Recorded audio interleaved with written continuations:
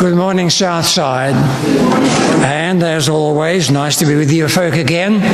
My wife and I appreciate the invitation, and it's nice to associate with you and worship with you in this particular way. I would like to express appreciation for the fact of Les Jarrett being the platform support today. He tells me this is the first time since he has come over to Southside wherein he has been on the platform supporting the ministerial approach. Les, our times association go way back. Way back with Greenwood. I would have to look in some old calendar books to know how far back it really was. A few items of interest. Are you aware that down in the Antarctic regions there is a big iceberg? It's an ice island that has cracked off from the mainland, and it is now 2,200 square miles. Can you imagine an iceberg floating in the water coming up towards the land areas ultimately at a size of 2,200 square miles? I understand this is the largest ice island down there in those Antarctic regions that has ever been discovered. Discovered the other day that the Adventist worldwide work is now being performed and communicated in more than 900 languages. That's a phenomenal worldwide international outreach on the part of the Adventist, Seventh-day Adventist denomination. But with the truths that we have and the events in our world at the present time, you would expect we would be communicating certainly in a lot of languages. One other item of interest, and that is that last evening I discovered that the Union President, Elder Don Livesey, has announced his retirement. Some of you folk will have met him on previous occasions at union meetings or conference meetings, and he has announced retirement, but when it's effective I do not know. I presume the end of this year, and obviously a new union president will be invited to take over in that situation. We would wish him ultimately God's rich blessings in a happy and active retirement with his wife also. Our topic for the day, the parable of the beautiful box of jewels. I repeat, the parable of the beautiful box of jewels. Listed in the bulletin this way, your nicely prepared bulletin, and the topic that has been chosen for presentation. And so we come before the Lord in prayer, in worship, in song, in study, and in contemplation, and may He bless us as we continue in our worship service today. Thank you.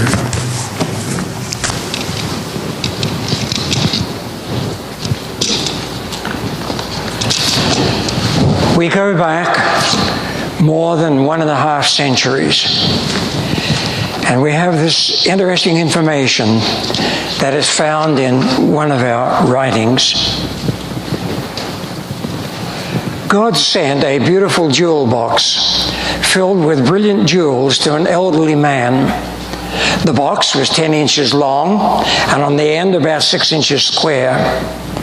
It was made of black ebony, and it was inlaid with pearls. The box, when it was opened, it was filled with all sorts and sizes of jewels: diamonds, precious stones, gold and silver coins, every size, large and small, every value, large and small. All of these jewels and coins were beautifully arranged in the jewel box, and when the lid was opened, they were reflecting a light that was equaled only by the sun. The elderly man placed the jewel box on a table in the center of the room, and then he invited others to see this most brilliant sight, the most brilliant sight ever seen by man. Many people came, and they enjoyed the sight. More and more people came, and they enjoyed the sight. But some of them began to take the jewels out of the box and scatter them on the table. And the elderly man asked, "Don't do that. Please don't take them out of the box." But the more he pleaded, the more that other people came in and took them, the jewels, and placed them on the table. Then the other people came in, and the people began to take the jewels and then to scatter them around the room. And the elderly man said, "Please don't do that. Please don't scatter these jewels and scatter them around the room." And the more that he pleaded, the more that they scattered all over the room, the floor, the furniture. And then others began to bring in fake jewels, counterfeit coins mixed with the genuine. And the elderly man reproved, "Please don't bring all of these other things in." But the more he pled with them, the more that visitors came, and they did the same thing. Ultimately, the elderly man physically pushed the visitors out of the room. But when he did that, more people came in. And they brought sand and dirt and rubbish and garbage until all this junk was scattered around the room on top of the jewels, and nobody could see any of the jewels anymore. The elderly man became very discouraged. He sat down and he wept and he prayed. And that's a good thing for us to do sometimes too. And then the door opened and a tall young man came in. He had a dirt brush in his hand. And when he came into the room, everybody else scattered and left the room. The tall young man began sweeping around the room, on top of the furniture, on the floor. And the elderly gentleman remonstrated, "Please don't do that. There's all these jewels and all these coins scattered around." And the tall young man said, "Fear not, I will take care of them." And so the young man brushed hither and yon, and all the dirt and the rubbish and the fake jewels and counterfeit coins, he brushed them, and he brushed them out the open window until there was no more garbage, no more junk, no more sand, no more fake coins, no more fake jewels. And then the elderly man closed his eyes for just a moment. And mark that comment because it is significant. The elderly man closed his eyes for a moment, and he opened his eyes again, and all he could see were precious jewels and genuine coins that remained. They were still scattered around in profusion around the room, but that's what he could see. Then the tall young man placed a new jewel box on the table. It was larger and more beautiful than the previous one. And then he picked up all of the jewels and all of the coins and all of these precious items by the handful. And he put them into the jewel box. And when he put them in, they began to set themselves in an appropriate position. The tall young man then invited the elderly gentleman to come and see. And when he looked into the jewel box, he saw coins and jewels all beautifully arranged inside the jewel box, and they were dazzlingly beautiful to behold. In fact, so dazzlingly beautiful, it was 10 times more brilliant than before. Not one gem, not one coin was scratched or spoiled or missing. The elderly man says, "I then shouted with joy, and in so doing, it woke him up." There is a double interpretation to this parable. A double interpretation. The first interpretation, the jewel box is the Bible, and each jewel is a Bible truth. And the tall young man with the dirt brush was Jesus. And the scattering of these things indicated around the world. The other application, equally imposing, is that the jewel box is also the church. And each jewel is a Bible believer. and the room is the whole world. That elderly man was William Miller, and he had a dream of the beautiful jewel box in the year 1847. At that time, he was 65 years of age, and 2 years later, he went to sleep. December 20, 1849. William Miller dream. You can read about it in full detail in the book, in the Spirit of Prophecy series, Early Writings, page 81. A very interesting, significant, and important parable. Now, before we move on into this interesting topic, we pause for a moment of topics in association with an affirmation of faith. This time, the value, that's a significant word, isn't it, in this context? The value of the human soul. Acts 4:12. There is none other name under heaven given among men whereby we must be saved. That is imperative, urgent. There is none other name under heaven given among men whereby we must be saved. Of course, the Lord Jesus. Supportive information. In comparison with the worth of one soul, the whole world, our planet, sinks into insignificance. One earthling is of more value than an entire empty planet, and it will come that way after the second coming. The book of Hebrews, the writings of Paul, looking unto Jesus, the author and the finisher of our faith. Christ's object lessons. If there had been but one lost soul, Jesus would have died for that one. The first one was Eve, the mother of the human race. If she had been the only one to go astray, Jesus would still have died for her eternity. Hebrews 7:25, He is able also to save them to the uttermost that come unto God by Him. No excuse, no waywardness. It's as clear as anything. He is able to save them to the uttermost, absolute uttermost that come unto God by Him.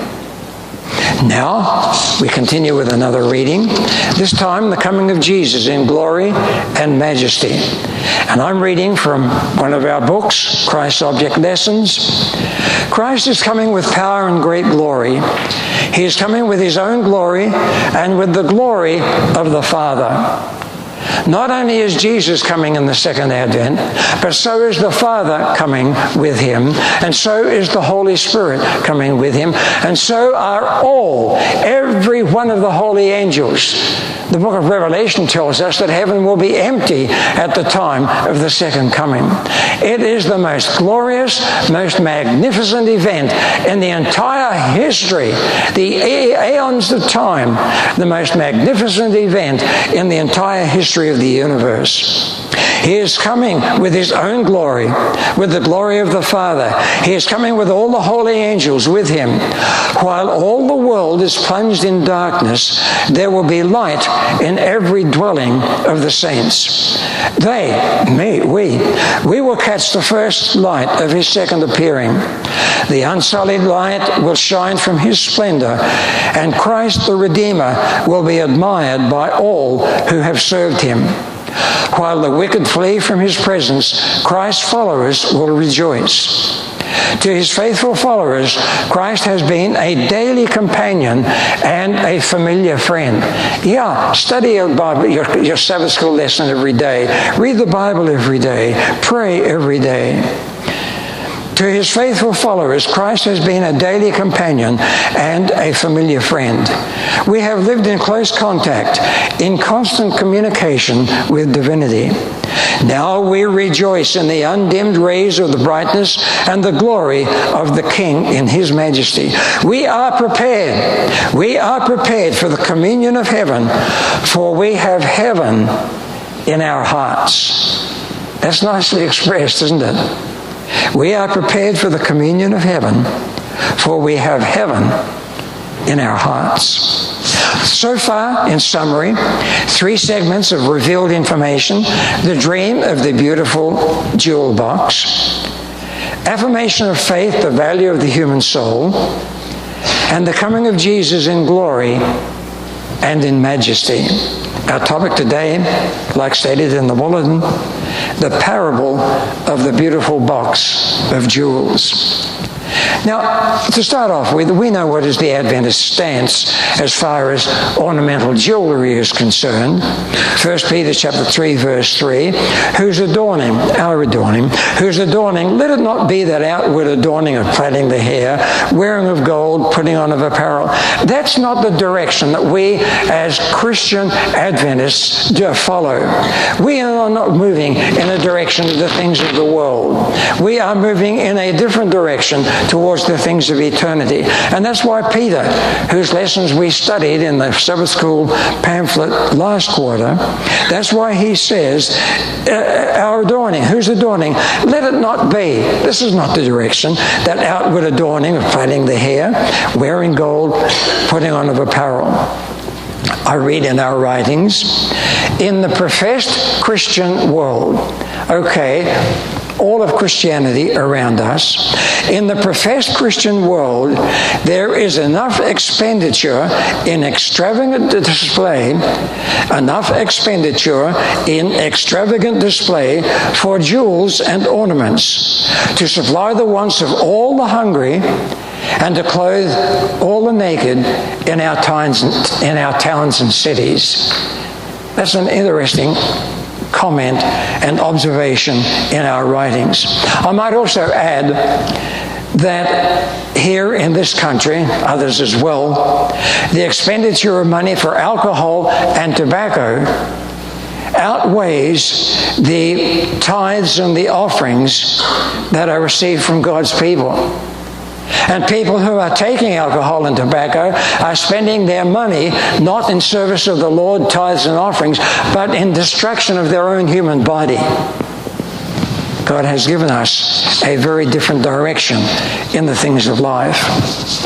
Now, where do the jewels and these precious stones come from?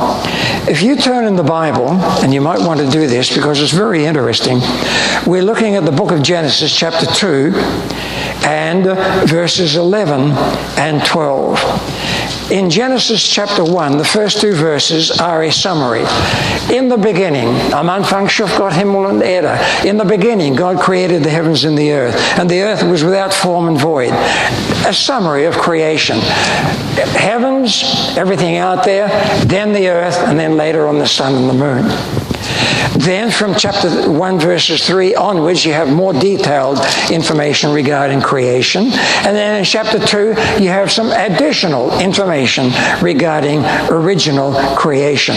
And when you come to verse 11 in chapter 2, it says here, or verse 10 speaks about the Garden of Eden and the river that supplied the water.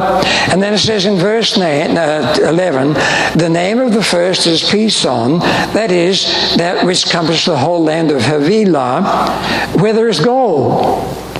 And so obviously, according to the information that is given unto us under inspiration, there was a storage of gold that was out there in the land. And it was in the land called Havilah, wherever that was before sin came in, where there is gold. And verse 12 says, the gold of that land is good. Now, all gold is good, because gold cannot be tarnished. It will not go rusty. It's always shining. And in addition to that, gold cannot be put into a chemical structure with other materials. It will mix, but you will not have any chemical structure where gold is part of the structure. Gold stands on its own in these things. Verse 12 continues on and says, and there in the land of Havilah, there is bdellium, which looks like a strange spelling, and the onyx stone. And obviously there were deposits of various things around the world when original creation was given to planet Earth. We are aware that, for example, there are massive deposits of salt, sodium chloride. And interestingly, there are massive supplies underground of salt beneath some areas of the Great Lakes up there north of us in this northern continent. There are other areas of the world where there are great storages of common salt. And, of course, there was iron and a lot of other chemicals that were evident back there in the original occasion. Bdellium, that was crystal. Onyx was marble. And these days, how are these things made? Well, science can make many of these things, but it is from pressure and heat, intense pressure and intense heat. There are approximately 200 different varieties of natural gemstone. Synthetic gems made in the laboratory number approximately 200 as well. And the rarest of all jewels upon planet Earth is called painite and is found in Burma. And thus far, only 25 pieces have ever been discovered. Interestingly, in ancient times, glass was considered to be a jewel. It's made from beach sand, heated in the furnace. And interestingly, if you happen to be at the right time, at the right place, and in some place of safety, and there was a lightning strike on beach sand, and then you go over to see where the lightning struck, you'll find a rough, hollow tube of glass that has been formed by the lightning strike. Solidified molten lava, such as you will find on the Big Island when you walk out over the fields of lava, sort of a form of glass there from the volcano. Did you know that if you put lead into the mixture when you are making glass, you will have a shining, sparkling crystal? If you put iron into the mixture as you are making glass, that glass can be used for a projector lens. If you put gold in there, you'll get a deep ruby red color in the glass. If you put aluminium, or as some people prefer, aluminum, into the mixture, you'll get Pyrex kitchenware. Copper will give you a red color. And here's another interesting one. If you mix sodium carbonate or washing soda into the glass mixture, that glass, when it is finished, will be dissolvable in water. Strange situation to dissolve glass in water. What about gold? Where does that come from?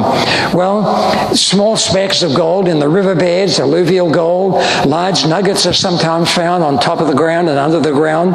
The largest nugget of gold that has ever been discovered was discovered in Australia in the year 1869. Unfortunately, I was not there at that time. 1869, and it weighed 173 pounds.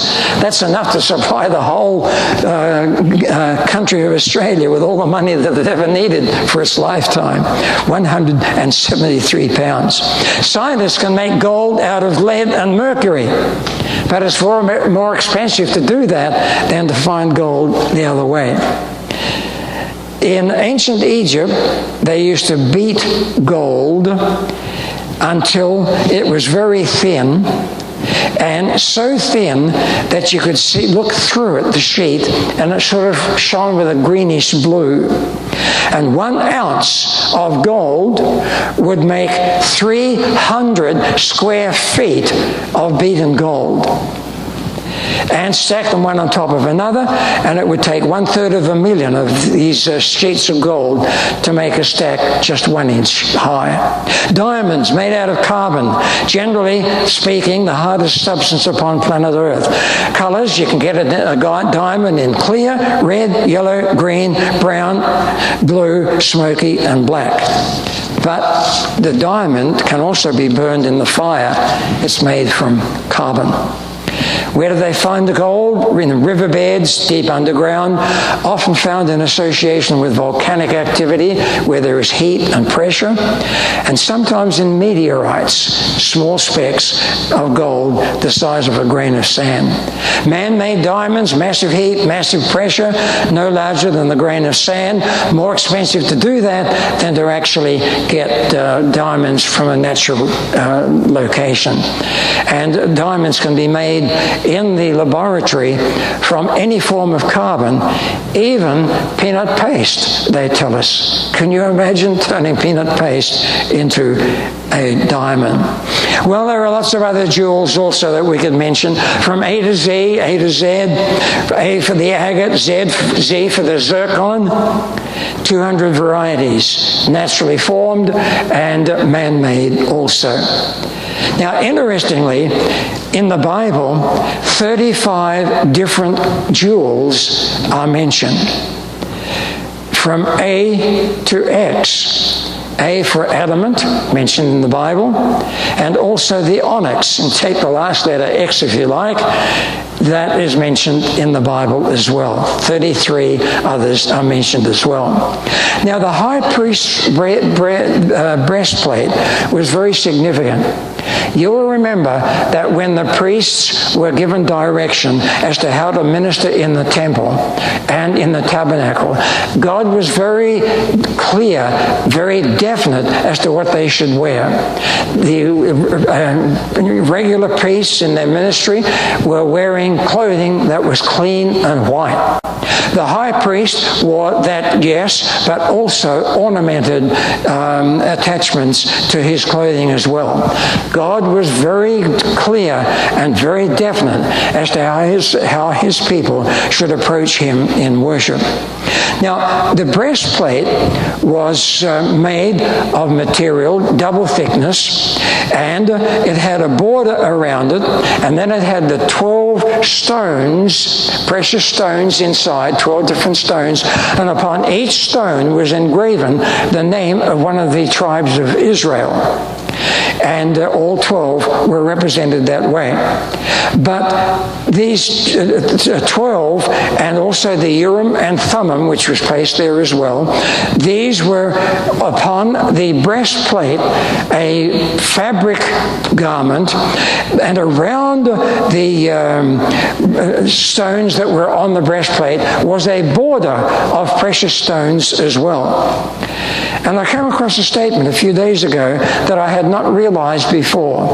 And this statement, Story of Redemption 183, says, they, this is the high priest, wore a breastplate bordered with precious stone, the same stones as composed the 12 foundations of the city of God. And for 60 years or more, I had been endeavoring from time upon time to match the 12 stones upon which are the names of the 12 tribes of Israel with the 12 foundations in the New Jerusalem. And I have never been able to match them whatsoever. But that statement here tells us, no, it's not the 12 tribal names stones that match the foundations of the New Jerusalem. It is the stones in the border of the breastplate that match the stones in the foundations of the New Jerusalem. Revelation 21, 19 and 20 tell us about the precious stones as the foundations in the New Jerusalem. Now, let's look at salvation ministry as these things apply unto us in our world of today. I read from the Psalms and from Jeremiah and from other of the scriptural references.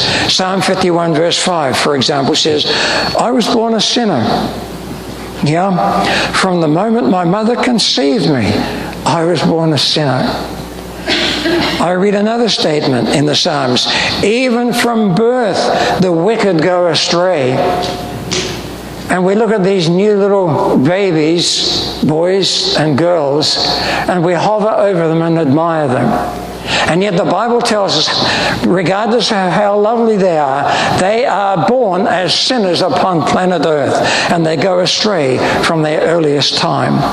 Every Everybody is in sin. Your life is an abomination in this world. Jeremiah, you have done worse than your fathers. The heart is deceitful above all things and desperately wicked. Psalms, they have all gone astray. All are rotten with sin. I don't like that one. Sometimes we find garbage, food garbage we throw out, don't we? It's gone off a bit moldy or something. But we are told that human beings upon planet Earth, in the combination of translations, Psalm 14 verse 3, they have all gone astray, every human being. All are rotten with sin. Romans, writings of Paul, whom we are studying in the current Sabbath school lessons. For all have sinned and come short of the glory of God.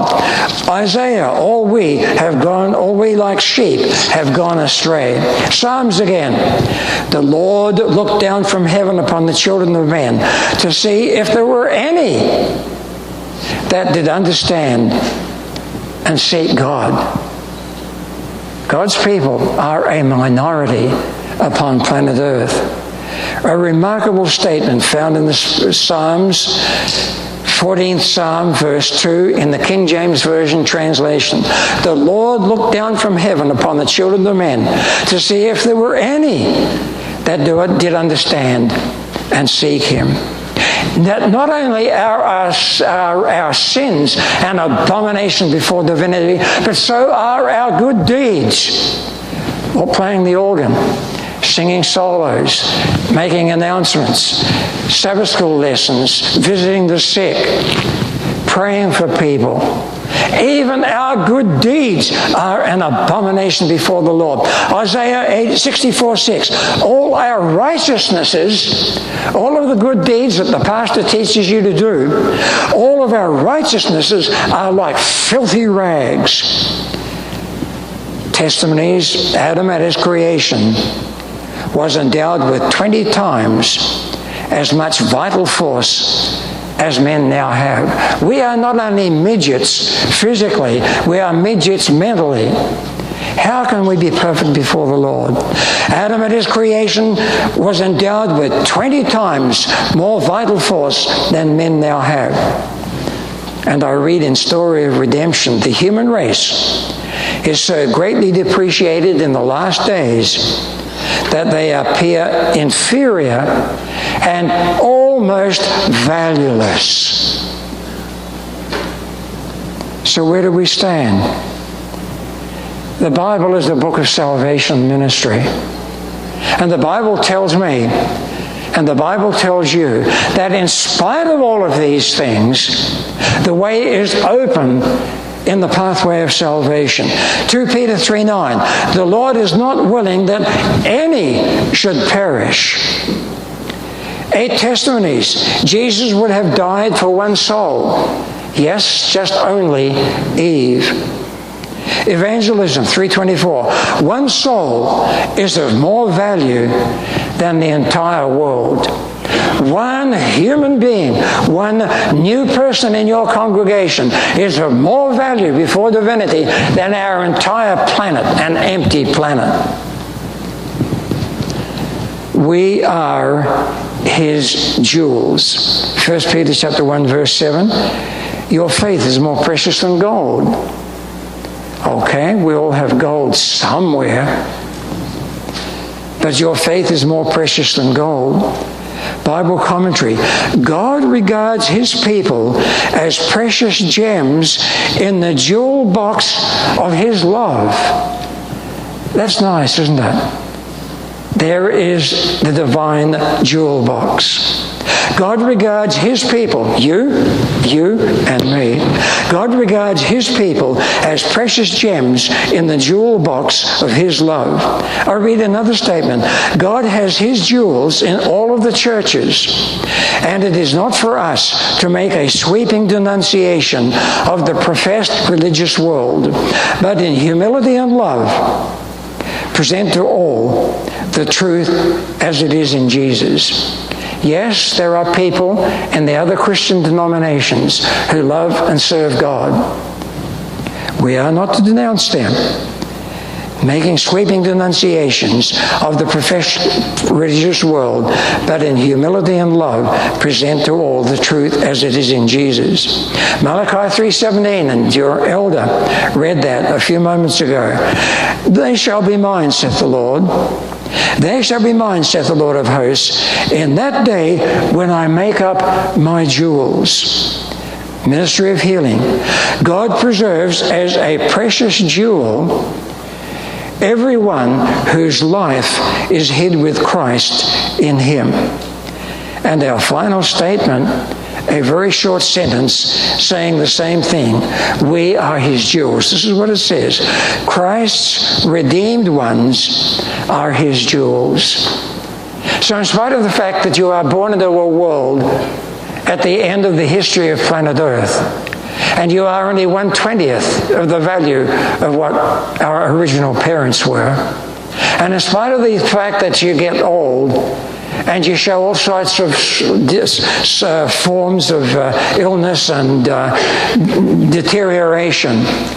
And in spite of the way that your life, as you look back over the past, has not been what you would like it to have been, in spite of all of those things, your faith is more precious than gold. Christ's redeemed ones are his jewels. That is where we stand before eternal divinity. At the end of our service now, we invite you to take the hymn book, and you can turn to number 218, 218. You might remember that we had a dramatic piece, dramatic grandeur in the opening hymn, God of our fathers. And it's good to have organ and piano in our music presentations. That was a dramatic entrance, God of our fathers, dramatic grandeur. Now we want to sing number 218, When he cometh to make up his jewels. Sometimes we sing this as a children's hymn, but it is equally appropriate for us all as children of God. We invite you to take the hymn book, turn to number 218, and we will sing together, When he cometh to make up his jewels.